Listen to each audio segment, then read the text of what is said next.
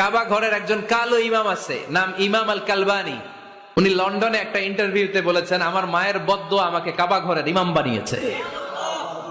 লন্ডনে একটা কনফারেন্সে উনি ইন্টারভিউ দিচ্ছিলেন।